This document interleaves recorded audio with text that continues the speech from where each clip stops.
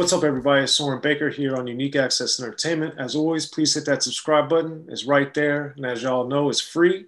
That enables us to keep coming to you guys as often as possible with as many phenomenal interviews as possible.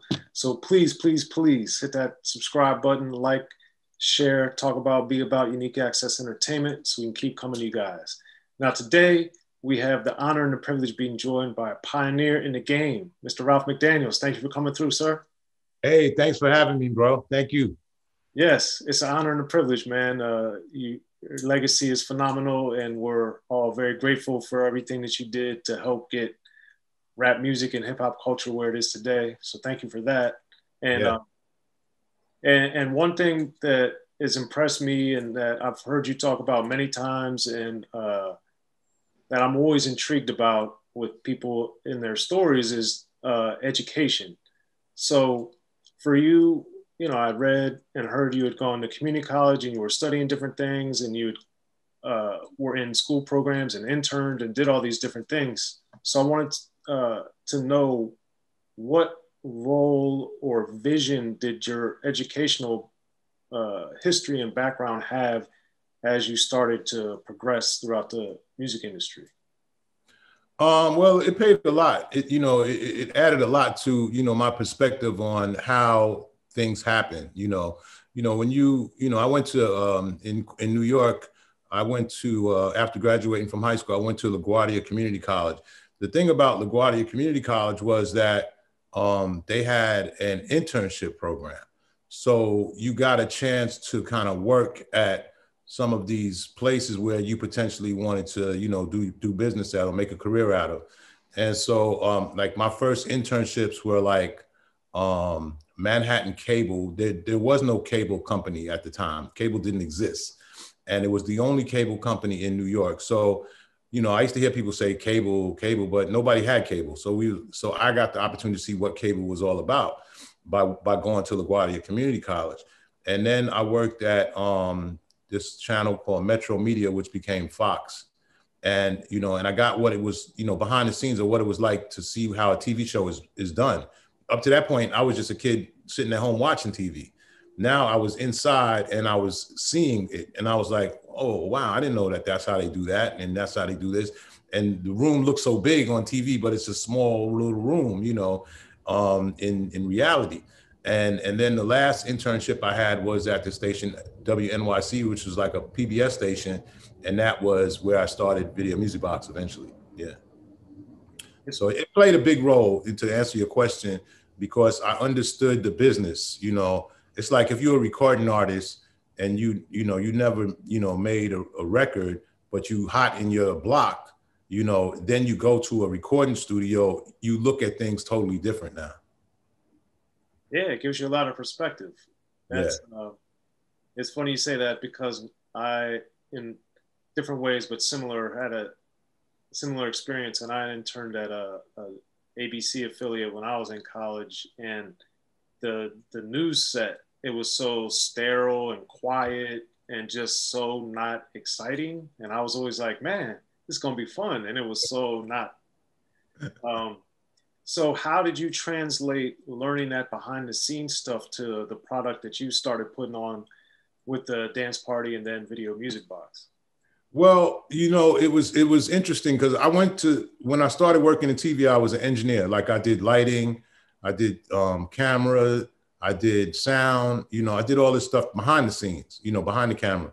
And one day these tapes came in and we talked about, they were artists performing. And I was like, what is this? Like I'd never seen anything like this, and it was like R&B artists from the 80s, like the Whispers and Shalimar and, Rick James and Lionel Richie and stuff like that, and I was like, I never saw these before. Like what was this used for? And I said, man, this is, mind you, I'm a DJ before all this happens. I'm one of those dudes who was plugging in light posts, in my area in Brooklyn, in Queens, and, and was buying records and all that kind of vinyl records and all that kind of stuff. And so I was like, yo, man, we should put this together because, I'm always thinking music. We should put this together and, and play it on the station, because the station really has nothing going on, you know, to me. You know, it was PBS. It was kind of like the same programs running over and over again. And everybody looked at me like I was crazy, you know, like nobody's going to want to watch this. What are you talking about? So I just did it for my own personal use, just for me to look at, you know, and I put all of the different tapes together in a way that I would DJ. And then I took it to a program director, and I was telling him, you know, look, maybe this is something we can use from the station. And he said, well, you know, I don't know, you know, because it didn't exist. You know, only thing was out at that time was Soul Train, an American Bandstand, Don Cornelius and Dick Clark.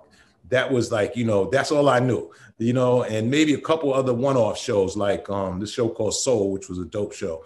And so I said, you know, all right. And then a couple months later, they put it on as, you know how like on the PBS stations, they have the telethon. I mean, they'd raise money. Yeah, telethon. And they raised money. And they were like, we're going to play the videos that you sent us, that you gave us on the telethon and see if it raises money. And the phone started ringing. As soon as they started playing Rick James and the Whispers, the phones was ringing. People was giving money. I was like, why are they giving money? Like, it didn't, I couldn't get it, you know. But whatever the case was, it worked. So that put a battery in my back that I did something great, you know, that was good. I contributed to the team. And now it was like, okay, so what else can we do? And then about 4 months later, this guy came up I worked in engineering. This guy came up that worked in production and said, oh, we're going to do this show. And it's called Studio 31 Dance Party. So I was like, what's that? And he had all my tapes that I gave them in his hand. And I was like, those are the tapes I gave you. And he was like, yeah, we're going to use these tapes. And but why am I not part of this? You know, like, I don't understand. And, you know, so I said, well, I got to be the voice of it, you know. And so Studio 31 Dance Party, I was the voice of it. And that was in 1983. After about 6 months, you know, I wasn't really programming the show, but the guy was programming, and we began to hate each other, because I would tell him, nah, don't play that, play this, don't play, you know, and we clashed, and he's like, forget it, I don't want to do this anymore. You do it if you want it. And I was like, perfect. You know, that's what I've been waiting for. And so, you know, so I said, well, I got to change the name. And I changed the name to Video Music Box. You know, people were like, why, what? And I said, well, it's like a boom box, but it's on your TV set. And that's what the idea was. And that's when Video Music Box started. So then, I know you've talked about this in some ways, but I want to get a little bit of different info, maybe from the 5 Minutes of Funk being on the intro. What in your mind made it sound like a theme song, or made it seem like a magical song? Mind you, I'm a DJ at the time. I'm buying these records, and I bought 5 Minutes of Funk, and it was an import record, what they call import. So import is like, it comes from Europe or Japan or somewhere else. It's not released in the US as a US release. And a lot of the Whodini early music was import, you know, because they recorded in the UK. Most of their albums, like, you didn't see Whodini around like in the clubs like all the time, because they were in Europe recording, and then they come back and then they do their own personal stuff, and then they went back to Europe, you know. So I heard 5 Minutes of Funk, and the version I had was the vocals on one side and the instrumental on the other side. And I played the instrumental, and I loved it. You know, it just touched me, you know, before thinking about Video Music Box. And I was like, man, this is just, you know, this is crazy. And so when we started to think about what happened was, the editor said, I need music to cut the visuals to. And he said, well, what can we use? And I said, well, let's use this. And I bought in my vinyl, and we transferred it to a tape, and we cut all of these different visuals of videos that we had. And that's how the Video Music Box Open was made. And it just felt like, with the instrumental, like something was about to happen. You know, I just got that feeling out of it. And so that was a good intro, because now people are going to watch the show. And speaking of that, in the opening package, you know, there's a lot of non-rap stuff in there. So yeah. Why was that important for you to visually include? Well, in the beginning of hip hop, there weren't a lot of hip hop videos. the records were made and the singles were, you know, out and they were playing on local radio shows. But most artists that were signed didn't get a video. Like usually, like now, you make a song and there's a video that goes right along with it, right? Back then, you made a song and then 3 or 4 months might go by before you got a video because they had to make some money to justify paying for a video, the record label. So I would be like, okay, you know, go to the label. I know it's a hot song already, and be like, yo, y'all got a video for that? And they were like, nah, we're not sure if we're gonna make a video. I was like, nah, that song is hot, bro. You better make a video for it. And so they'd be like, yeah, yeah. And so I think Video Music Box justified record labels making a video because MTV wasn't playing videos until like really the hip hop videos until like 1985, you know, 84 or so.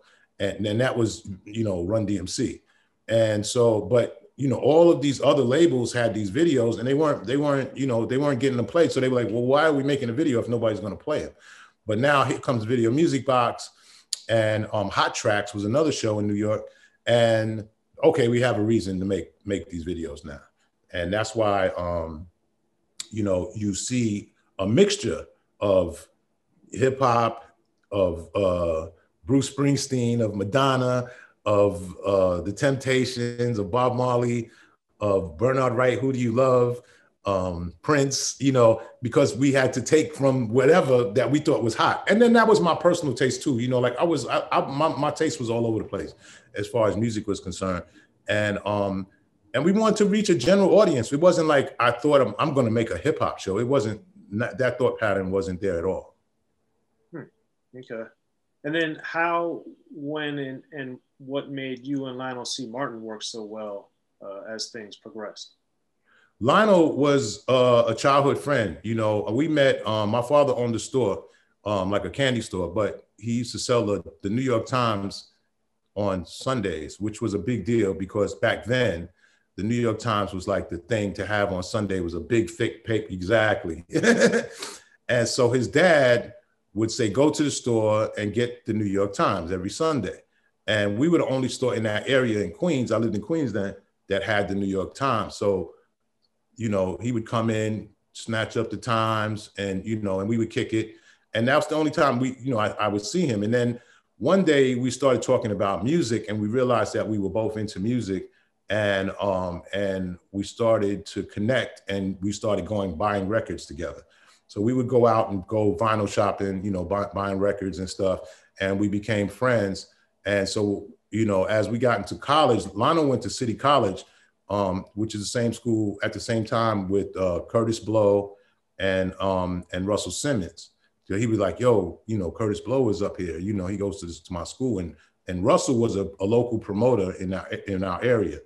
So I was like, really? And, you know, and I was in school and I was, you know, doing the TV thing. You know, by that time I was figuring out that I was going to get into this TV thing. And so, you know, I said to Lionel one day while I was doing my show or starting to do the show, I said, look, you know, you should come on over here and, you know, get involved in this because we already had a DJ crew that we were kind of doing stuff together. I said, it's the same thing. It's just visuals. You know, and so he was like, all right. And he came in and he connected with it right away and, you know, and came up with ideas. Oh, let's do this. Let's do that. Let's do this. And then as a couple of years went by, we sat down and we were like, yo, we don't really like a lot of these videos. We should start like making the videos. And, you know, and I had no idea how to do that. And neither did he. And so, you know, because videos were shot in film back then, like movies. They weren't shot in video, you know, like it wasn't like a digital thing. It was a film. So you had to shoot it in film. You had to process it and develop it and color correct it. It was a whole big thing. Now you can do that on your computer like that. But that's how we started getting together. And we worked with this company, Children's Television Workshop, that did Sesame Street and all these other shows because all of those shows were shot in film. So we took some of the guys from that team. They were excited to get involved with hip hop videos or videos in general. And we brought them together and we started this company called Classic Concept Productions. And Lionel and I did over 400 videos, 400 music videos, you know, over our time.